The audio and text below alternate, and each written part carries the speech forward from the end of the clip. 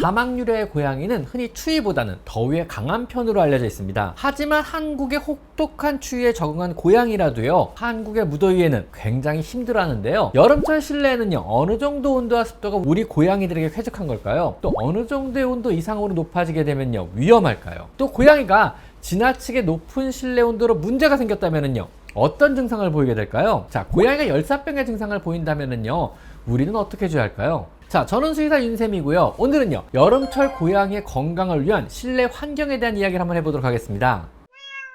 자, 우선 고양이가 더위를 느끼기 시작한 온도는 어느 정도일까요? 평균적으로요, 덥다라는 기준은 뭐 약간씩 다르기는 하나, 우리 사람들은요 26도부터 더위를 느끼기 시작하고요, 우리 고양이는요 28도부터 더위를 느끼기 시작한다고 합니다. 하지만 고양이는요, 만약 실내 온도가 28도라면은요, 바닥의 온도는 더 높기 때문에 고양이가 느끼는 체감상의 온도는요 30도 이상이라고 생각하셔야 합니다. 그래서 고양이를 위한 쾌적한 실내 온도를 맞추고 싶다면은요, 26에서 28도 사이 정도가 가장 고양이를 위한 적절한 실내 온도가 될 것 같습니다. 실내 습도는요 40에서 60% 정도가 고양이에게는 쾌적한 습도입니다. 이건 사람에게도 쾌적한 습도가 되겠죠. 자, 고양이는 만약에 너무 덥다면, 지나치게 더우면 어떤 증상을 보일까요? 강아지와 달리 고양이는요 더위를 잘 표현하지 않아서 보다 세밀한 관찰이 필요합니다. 간단하게 할 수 있는 방법은요, 발바닥을 확인하는 건데요, 고양이는요 덥거나 긴장하면은요 발바닥으로 땀을 배출하기 때문에 더우면요 발바닥이 축축해지고 색이 진하게 변하며 열감이 생기게 됩니다. 고양이가 걸어 다닐 때요, 마룻바닥에 땀으로 인해 고양이 발바닥 자국이 찍히기 시작한다면요, 이것은 땀을 흘리고 있는 것입니다. 우리가 땀을 뻘뻘 흘리는 것처럼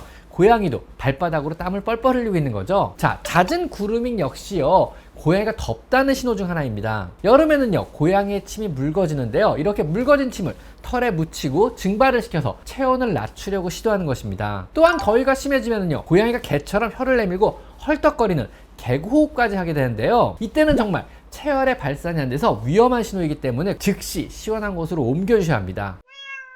만약에요, 실내 온도가 지나치게 높아져서 고양이가 열사병에 걸렸다면 어떤 증상을 보이게 될까요? 요즘처럼 기온이 30도를 훌쩍 넘는 상황에서요, 창문마저 꼭꼭 닫힌 집에서 홀로 있게 된다면은요, 고양이도 당연히 열사병에 걸릴 수 있습니다. 혹은 차량 이동 중에 휴게소에 잠시 들린 사이 차량의 내부 온도는요 5분 만에 70도가 넘게 됩니다. 이럴 때 고양이는요 순간적으로 열사병에 걸릴 수가 있습니다. 열사병이란 것은요, 뭐 단순히 몸이 뜨거워지는 그런 질환은 절대 아닙니다. 너무 뜨거운 열에 장시간 노출이 되면서 뇌가 그 기능을 잃어버려서 체온 조절의 능력을 상실하고요, 나아가서 의식마저 잃어버리고요, 여기서 조금 더 지나면요 호흡곤란으로 사망까지 이르게 되는 무서운 질환입니다. 보통 열사병의 위험도 레벨을 1에서 4단계로 구분하게 되는데요, 의식이 없거나 불러도 여러분과 시선을 마주치지 못한다면은요, 이때는 위험도 레벨 4로 생명이 위중한 상태로 판단하셔야 합니다. 만약 고양이가요 구토나 설사를 갑자기 하거나 눈을 못 마줄 정도로 힘들어하며 열사병의 증상을 보인다면은요, 우선 시원한 데로 이동시킨 후 에어컨이나 선풍기 바람을 틀어주는 겁니다. 찬물에 적신 수건이나 얼음, 아이스팩 등을 수건에 감싸서요 양측 다리 사이 혹은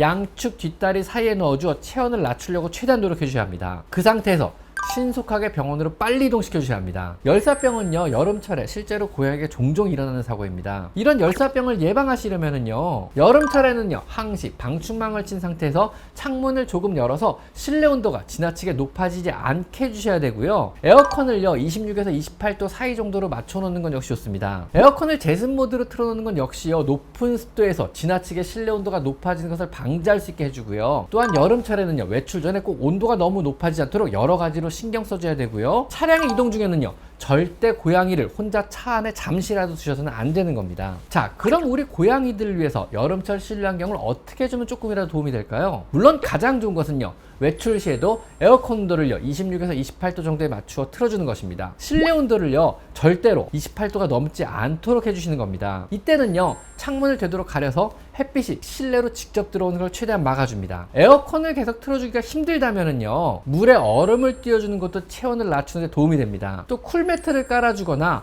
얼린 페트병을 수건으로 감싸서 고양이가 쉬는 곳에 놔주는 것도 방법일 수 있습니다. 혹은 전기를 사용해서 냉온의 조절이 가능한 매트도 있으니까 필요하다면요 이런 것도 구입하셔서 사용하시면요 조금이나마 무더운 여름을 나는데 도움이 될 수 있습니다. 자, 지금까지 저는 수의사 윤쌤이었고요. 오늘 내용은 잘 알아두시고요, 무더운 여름 고양이와 슬기롭게 보내셨으면 좋겠습니다. 자, 오늘 여기까지 마이펫 상담소였습니다. 감사합니다.